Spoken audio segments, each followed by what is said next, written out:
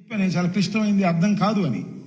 నీకు కూడా చాలా అర్థం కాల. ఇంకా నాకు అర్థమైంది, పెద్దవాడు అనలేను కానీ నీకు కూడా ఇంకా అర్థం కాలేదు. ఎందుకని అర్థం కాలేదంటే 41.15 ఫస్ట్ స్టేజీ, 45.72 సెకండ్ స్టేజ్ అనే దాని మీద నిన్ను ప్రశ్నలు అడిగితే దాన్ని స్టడీ చేయాలనేటువంటి మాట మీరు మాట్లాడారు.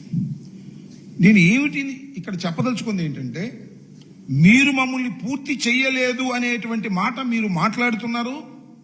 మరి మీరిచ్చిన మాటను ఏ విధంగా సమర్థించుకుంటారు? నెంబర్ 1. నెంబర్ 2, మొత్తం టోటల్గా చంద్రబాబు నాయుడు గారి ఇవాళ శ్వేతపత్రం మీద ఇచ్చినటువంటి ప్రజెంటేషన్ కానీ, వారు చెప్పినటువంటి ఉపన్యాసం కానీ, వారు చెప్పినటువంటి లెక్కలు కానీ ఒక్కసారి మీరు పరిశీలన చేయండి. ఆత్మవిశ్వాసం లేదు, అన్ని తప్పులు చెబుతున్నా అనేటువంటి భయం లోపలుంది. అందువల్ల అట్ట మార్చేటటువంటి ప్రయత్నం చేసేటటువంటి ప్రయత్నం చేశారు. ఎప్పుడు పూర్తి చేస్తారు అంటే దానికి సమాధానం లేదు. ప్రతి సోమవారం పోలవరం అన్న చంద్రబాబు నాయుడు గారు మళ్ళా సోమవారం ఇంకా పోలవరం వెళ్ళాలని చెప్పేశాడు. ఇవాళ వీళ్ళు ఏం చేయలేను, ప్రతి సోమవారం వెళ్ళి అదేమంటే విధ్వంసం. జగన్మోహన్ రెడ్డి గారు విధ్వంసం చేసేశాడు, కాంట్రాక్టర్ మార్చేశాడు. కాంట్రాక్టర్ మార్చేయడంతో విధ్వంసం జరిగిపోయింది.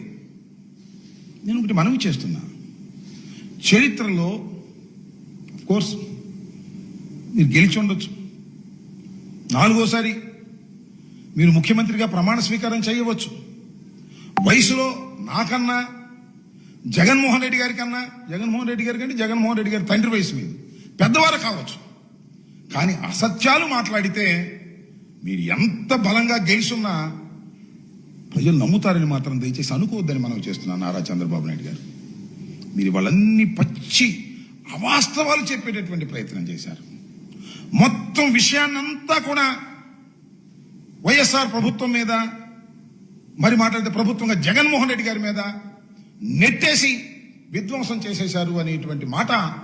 జగన్మోహన్ రెడ్డి గారు విధ్వంసం చేయబట్టే మేము మా 5 సంవత్సరాల కాలంలో కూడా మేము పూర్తి చేయలేకపోతున్నాం అనేటువంటి చేతులు పైకెత్తేటటువంటి కార్యక్రమం ఇవాళ మీకు చాలా స్పష్టంగా అర్థమై ఉంటుందని నేను భావిస్తా ఉన్నాను.